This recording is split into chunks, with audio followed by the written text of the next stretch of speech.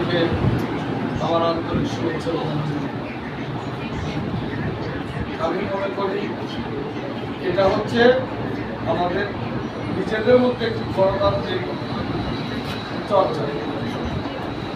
এটাকে আমরা বলি স্টাইল তারেক রহমান। আমাদের ভারপ্রাপ্ত চেয়ারম্যান তারেক রহমান একদম তৃণমূল পর্যায় থেকে যে গণতন্ত্রের উত্তরণ ঘটাতে চান এবং নিজ দলের মধ্যে যে গণতন্ত্রের ব্যাপক চর্চা হতে পারে সেটা প্রমাণ করার জন্য সেই লক্ষ্যে সারা বাংলাদেশে সাংগঠনিক কার্যক্রম চলছে। মাগুরা পার্বত্য নয়, মাগুরা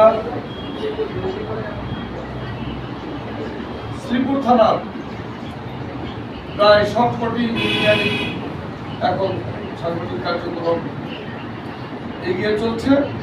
তার মধ্যে শ্রীপুর ইউনিয়ন কোপার ইউনিয়নের যে রিসেন্ট ভোটাভুটি হয়েছে, আমি মনে করি এটা গণতন্ত্রের বিজয় হয়েছে। আপনাদের কোনো রকম মন খারাপ করার দরকার নেই। কে জিতলো আজকে এটা আমাদের মধ্যে, নিজেদের মধ্যে। এটা বিএনপি হোক, সে আমাদের অপছন্দের লোক, কিন্তু তারা তো বিএনপি করে। সুতরাং আপনারা কেউই এর বাইরে অন্য চিন্তা করবেন।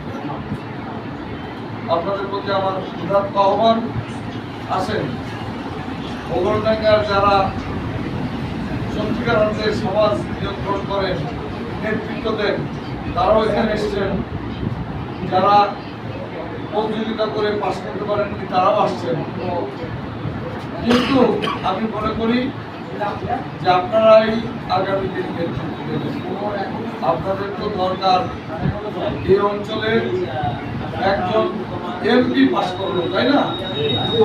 যদি আপনাদের এমপি আপনাদের হয়, তাহলে আপনাদের এসব পদবি থাকা না থাকার কোনো মূল্য আছে? ইনশাআল্লাহ আল্লাহ রাব্বুল আলামিন আমাকে 18 সালে কবুল করেছিলেন। এবারও ইনশাআল্লাহ আমি নির্বাচন করব ইনশাআল্লাহ। প্রস্তুতি নেন, দল জানে কাকে কিভাবে কোথায় কি করতে হবে।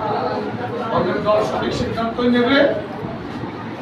আপনারা দেখেছেন 2018 সালের আগে আমি 4 বছর দেশে ছিলাম না, 2018 সালের পরে আজ অব্দি আমি রাজপথেই আছি।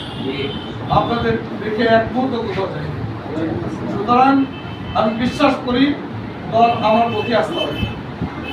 সেই জন্য আপনাদের ভয়ের কোনো কারণে আসেন, সবাই ঐক্যবদ্ধ হয়ে কাঁধে কাঁধ মিলে আমরা সত্যিকার একটা শক্তিশালী সংগঠন গড়ে তুলি।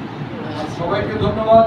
সবার সুস্থতা মঙ্গল কামনা করে আগামী দিনে নির্বাচনের যে একটা অত্যন্ত গুরুত্বপূর্ণ কাজ রয়েছে, সেই কাজের মধ্যে ঘোষণা আহ্বান জানিয়ে আমাদের ভারপ্রাপ্ত চেয়ারম্যান তারেক রহমানের যে 31 দফা কর্মসূচি, এইটাকে আসেন জনগণের মাঝে ব্যাপকভাবে প্রচার। সবাইকে ধন্যবাদ। বাংলাদেশ জিন্দাবাদ। শহীদ জনগণ